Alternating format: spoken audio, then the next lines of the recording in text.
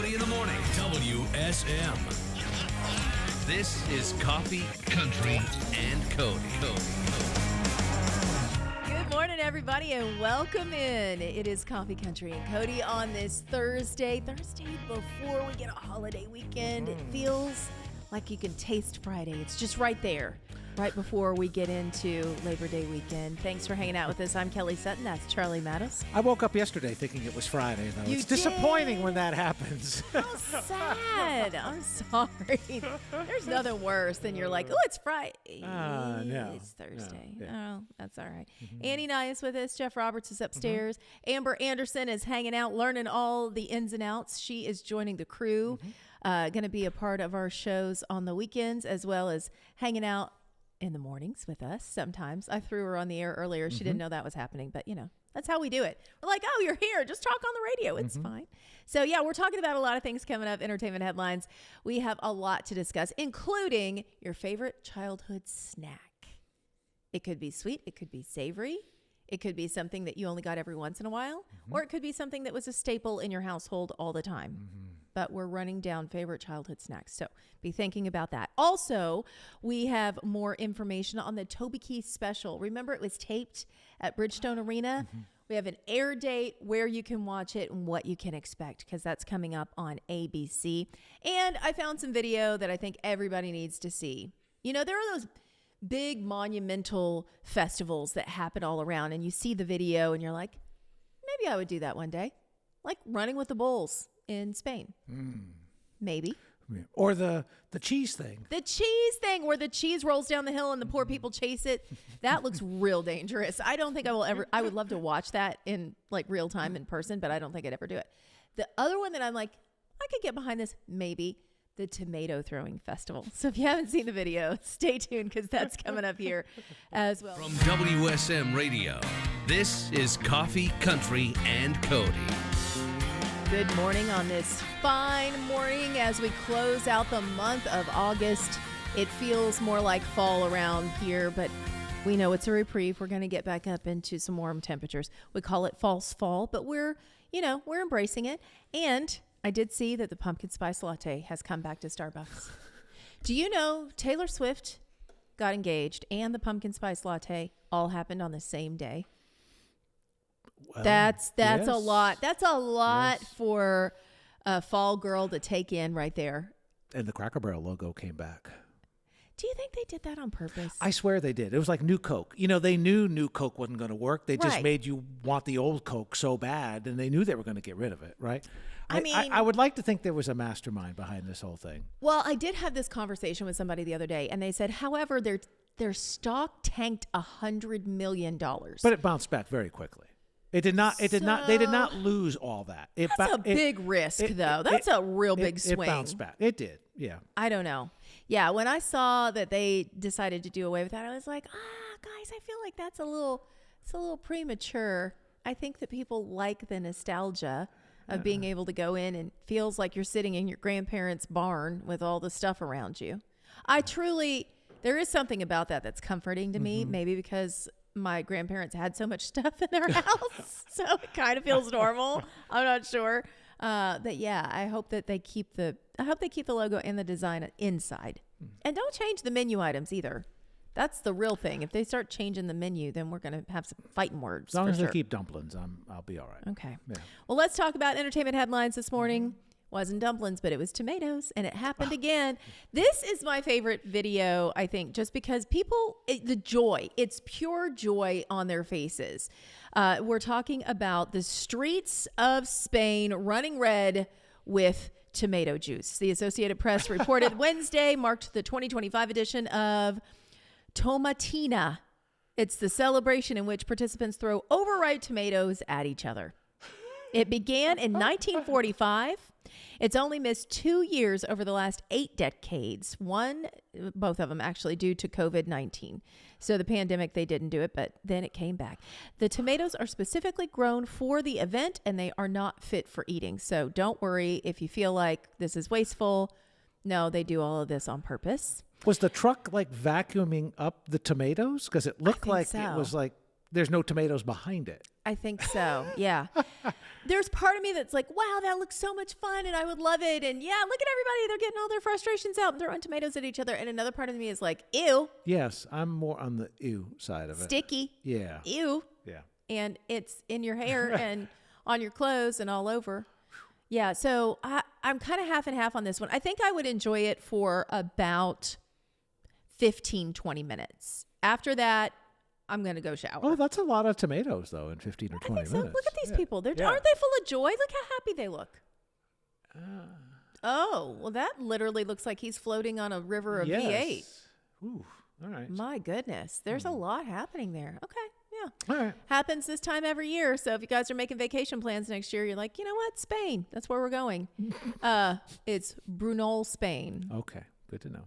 And that's also where they run with the bowls. Spain really has a lot of fun traditions that are somewhat different. All right. You're going to be there in Europe in about a month. Yeah. Going to London. Yeah. They don't do anything crazy. The cheese, I think, happens. Is that Scotland? You've never been to a soccer game over there, apparently. Well, that's very true. I have not. Maybe I'll have to do that. I have to take that. Might make the tomato festival look kind of tame. I am. So a couple things that I really hope that we do get to do. I either want to do something on West End or something in that vein. I don't know that we have enough nights that we can actually make one of those performances work. But Rachel Ziegler is doing Evita, and when she does Don't Cry for Me Argentina, she actually does it to the street. It's not in the theater. Oh, wow. She walks out on the balcony and does that big number to everyone in the street. So there are all these videos. So people wait for that out on the street. Oh, that's cool. Isn't that cool? So yeah, maybe I'll get some video of that. Okay, coming up, Toby Keith is going to be honored in a special. This has already been shot, but now it is getting very close to the air date. So if you were hoping to see it, if you didn't get a chance to be a part of it at Bridgestone Arena, it's Toby Keith, American Icon, and it is going to premiere on NBC. And it's one of those things where you've got all your favorites all rolled into one. Carrie Underwood, Eric Church, Jelly Roll, Lainey Wilson, everybody just giving a nod to Toby. All of the proceeds from the concert went to Toby's foundation. It supports the OK Kids Chorale and Monroe Carroll Jr. Children's Hospital at Vanderbilt. If my memory's right, you were with him for his final performance, right?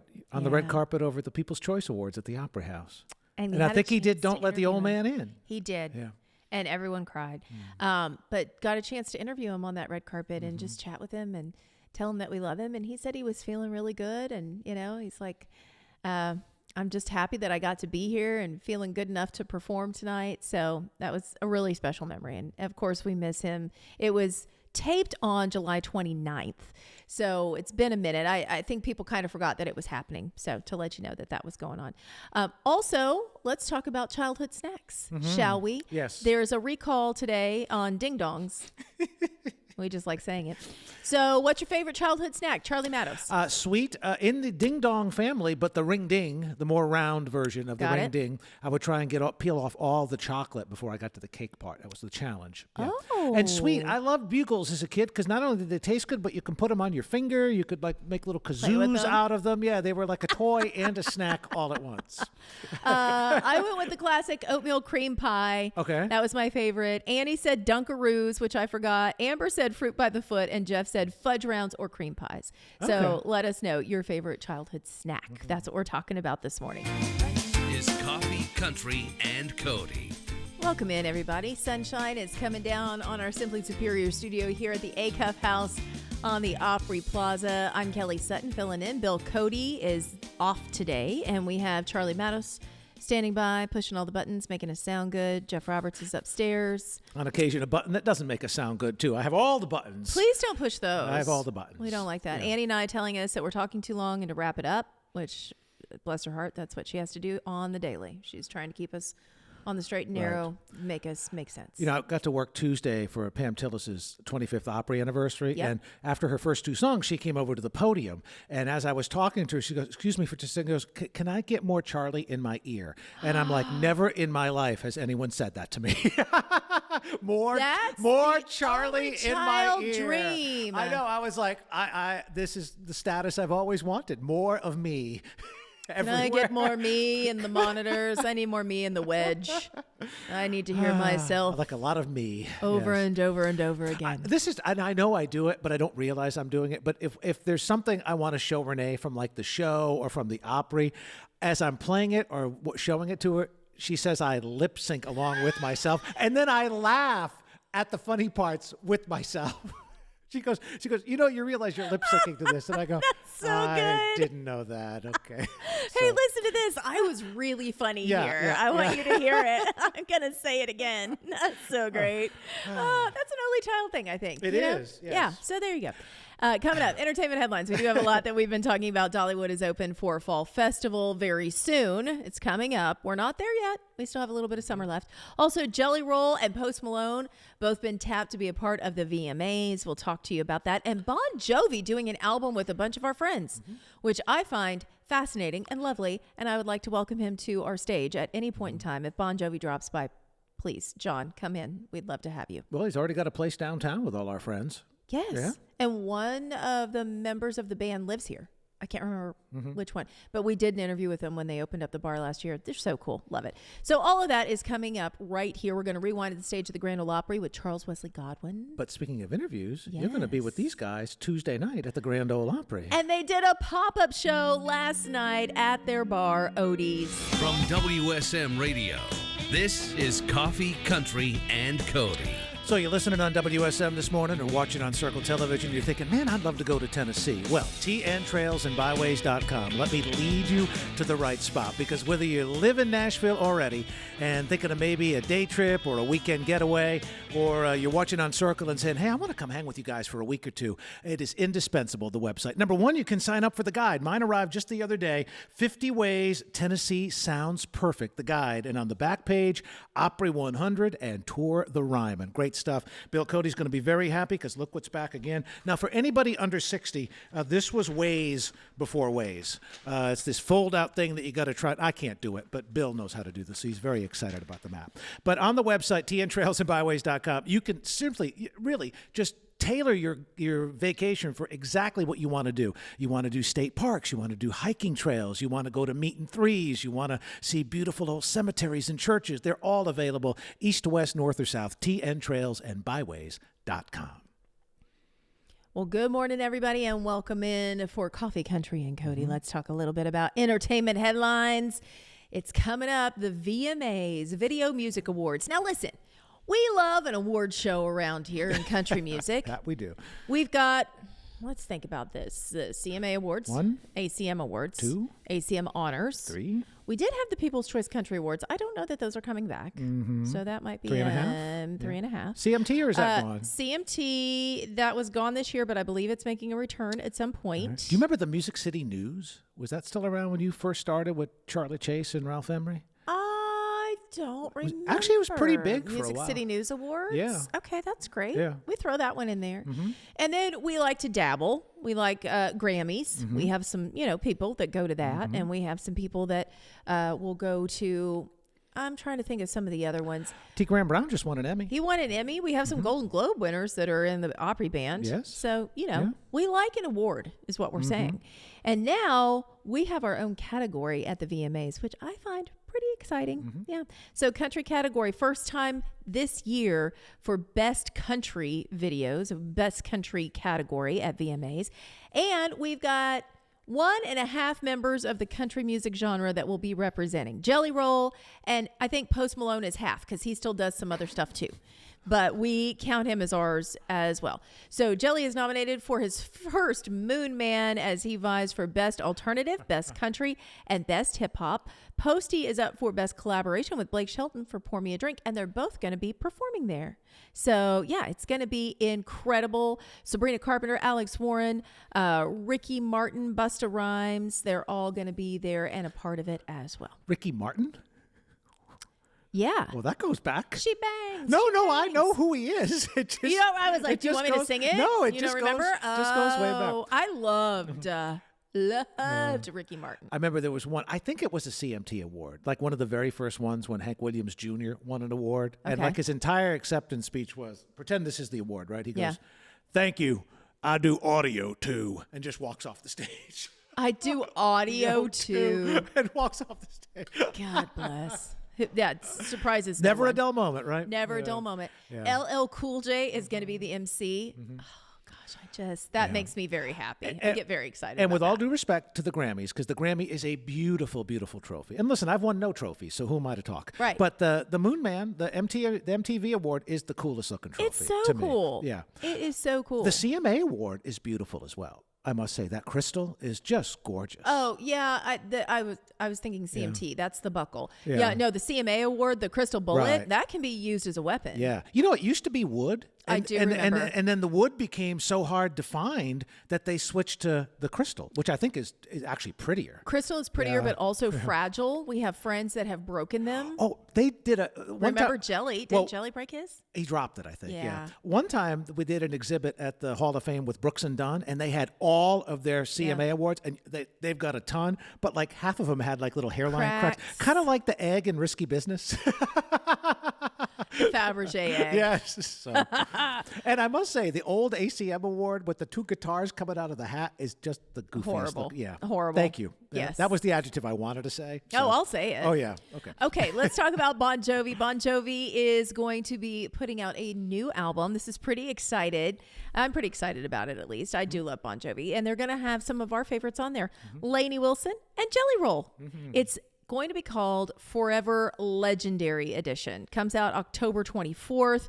Listen to the names that are on this. Bruce Springsteen, Def Leppard's Joe Elliott, Ryan Tedder, Avril Lavigne, Jason Isbell, James Bay, and as we already mentioned, Jelly Roll and Lainey Wilson. Of course, the rockers have already reminded us, and we know them very well because they had a #1 hit at country radio with Jennifer Nettles, Who Says You Can't Go Home. That was back in. It's all right. It's all right. Any guess? Any guess of the year?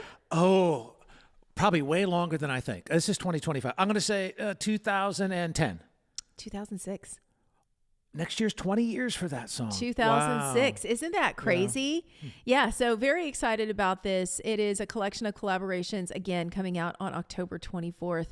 And I just would like to formally invite John to come by and see us here inside the Opry House at any point. John, if you want to come hang out with us, you can. Yeah.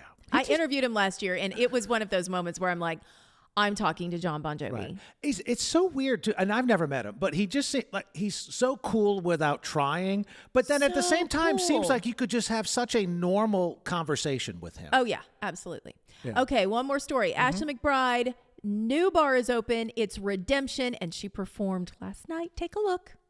I don't call myself a prophet, can't say that I'm a saint, but I've been down to those crossroads, seen things in both girls' ain't, and I know the devil can't do much evil if he's too damn drunk to stand. My angels got their hands full, I help the only way I can. There you go. Redemption bar, a little bit different. Mostly mocktails. I mean, you can have some spirits if you'd like added in there, but absolutely gorgeous. It's inside Chiefs down on Broadway. So y'all go check it out. More Coffee, Country, and Cody is on WSM. We have 90 years of history sitting on our Assembly Food Hall stage this morning, and not a one of them looks a day over 35. I'm just happy that they're with us this morning. The Chuck Wagon Gang is here, and I said we're going to do roll call, so y'all do president account for.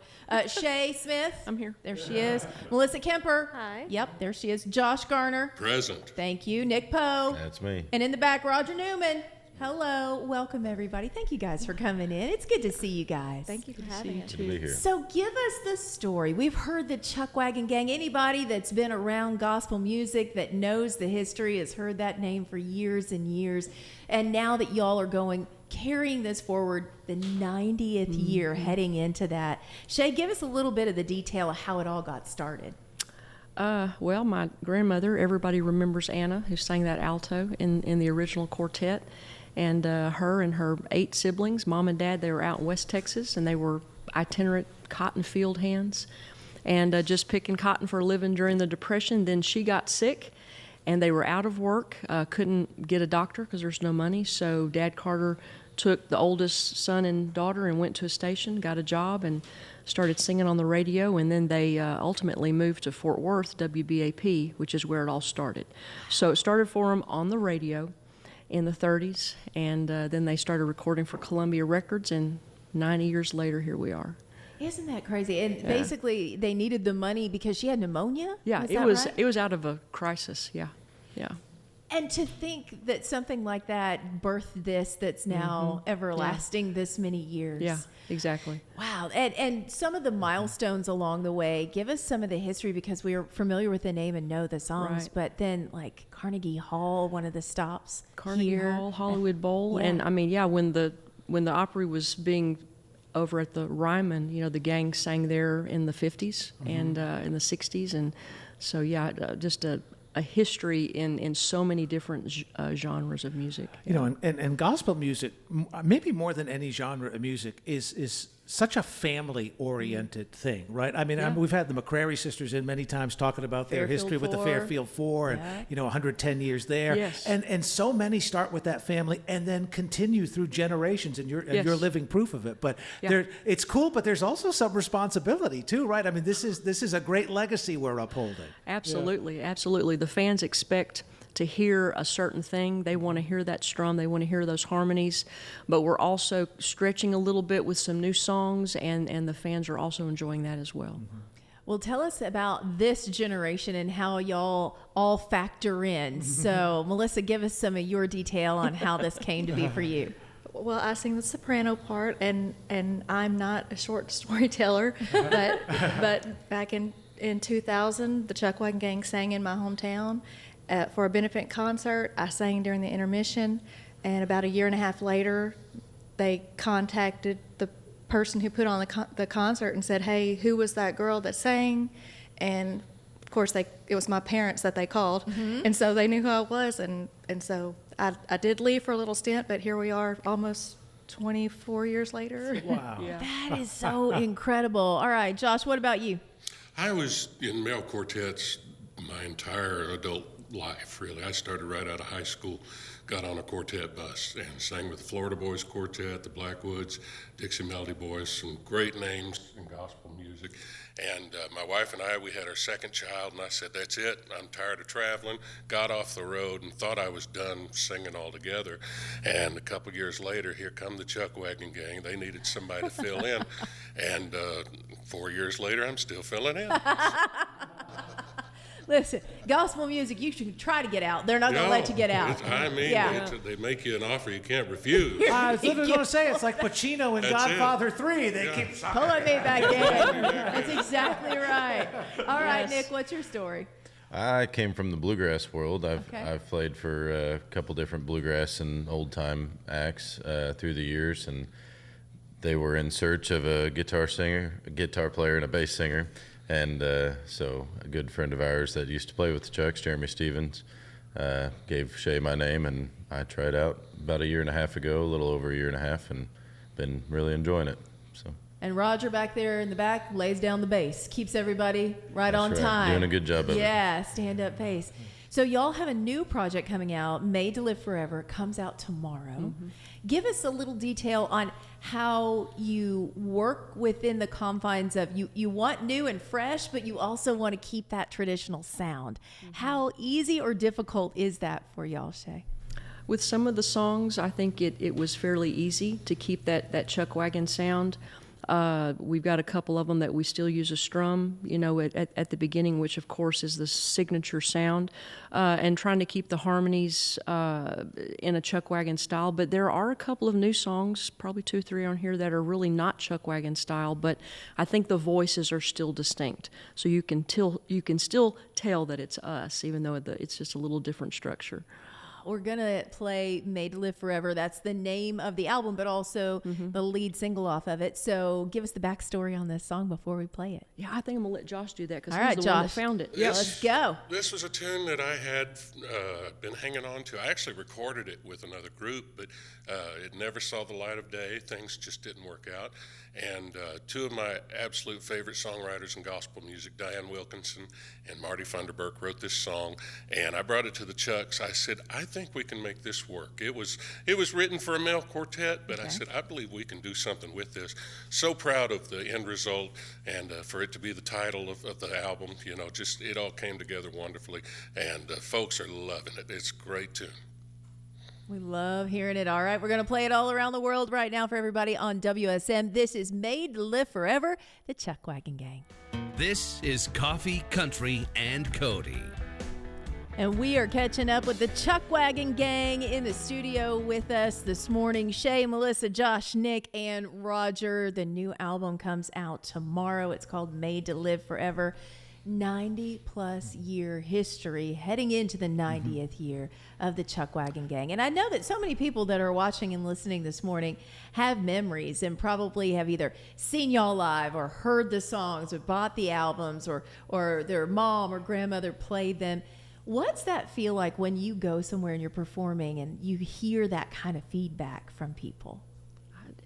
It really never gets old. I mean, you hear the same story over and over again, but you hear the sincerity in that individual's voice, and a lot of times accompanied by a tear, and they'll share a memory of their dad or grandmother or whatever. It's really awesome. Well, we talked about the music being generational. When you look out in the crowd, you probably see generations. Mm-hmm. You see grandparents who came with their kids who are now bringing their kids, and it's just magic, yes. right? Yeah. Do you guys still do the merch table and sign after stuff? Yeah. Oh, people must love that. You better believe look it. at That's the only reason I'm here, Charlie. Josh has the book and the album. It's like, and for low price right here. Yes, we can will make do you a deal this morning. Sure will. That's I funny. love that.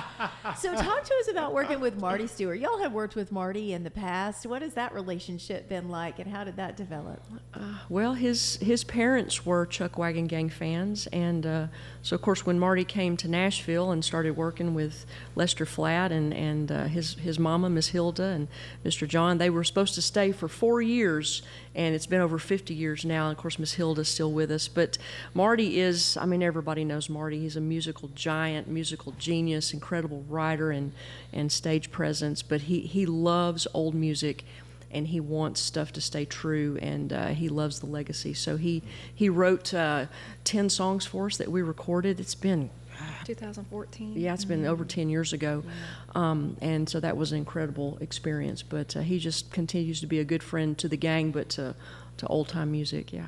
I'm curious, are there any still bucket list places that you guys would love to play? The White House. The White House, yes. Oh, wow. Well, that didn't take long. Yeah. Absolutely. Yeah, because I imagine you've been to all 50 states and maybe much of the world over the course of 9 decades, probably, right? But the White House would be cool. Yeah, that would be. Yeah, that would be yeah. cool. That almost seems like it should have happened, right? Let's wish that into existence. How's that? I kind of want to go to Flea Hop, Alabama myself. Well, there's that. Yeah, yeah. I've always wanted to try Around the that. corner from Slap Out, I believe. Yeah. Yeah, there we go. Yeah. Big dreams, Yeah. right there. Tell us about the documentary that was on PBS. This was probably 2014, 2015 as well, part of America Gospel Singers. Just being featured in something like that where you can have that history that's not only, lives on in the music, but then now also you have this beautiful documentary piece as well. It was an incredible piece, and Marty spearheaded that as well. We were at the Station Inn last night, and Dwayne Allen was there. Been a longtime friend of the Chuck Wagon Gang before I was born. I mean, he's just kind of always been around. But he was sharing that if it had not been for seeing the Chuck Wagon Gang when he was a small child, he probably would never have begun to sing, because when he heard the gang sing, he said, "I want to sing harmony like that one day." Wow. And so the documentary that you mentioned, Marty interviewed several folks, including Dwayne Allen, Dan Rather, Merle Haggard, Connie Smith. I forget who all's on but all of them. Eddie Stubbs. All of them talking about how the gang influenced them either in their getting into music or just their love of music. So that's part of it too, that I guess I hadn't even thought about at this point. It's not only the history of the music, but the people that you've influenced that have then gone on and made their own music, that ripple effect that has gone on for 90 plus years. How cool is that? It's pretty amazing. That's amazing. We've talked to a lot of young artists through the years, and they've talked about how important it is to sing songs that they like, because if you got a hit on a song but it's one they kind of forced you into, you got to sing this song the rest of your life and you're hating every night on stage. Sure. But it must be so cool every single night to go on stage to sing nothing but songs that are truly in your heart, that every word of is part of your fabric, right? Absolutely. And when you think about the songs themselves, the Chuck Wagon Gang made popular probably the most known gospel song of all time, I'll Fly Away. It started 1948. The Chuck Wagon Gang had the very first hit on it, and look how many people have recorded it since and still sing it to this day. So is that in every set list you guys ever do? Yeah, it's got to be, right? Whether we like it or not. Y'all sing this with us. Yeah. Sing the one that brought you. That's it. All right, we are going to close out with Go Spread the Gospel. This is also on the new album that's coming out tomorrow, Made to Live Forever. Written by y'all, Bill Anderson, by the way. It is. Yes. Well, I'm glad Bill you said Anderson it. and Jerry Sally.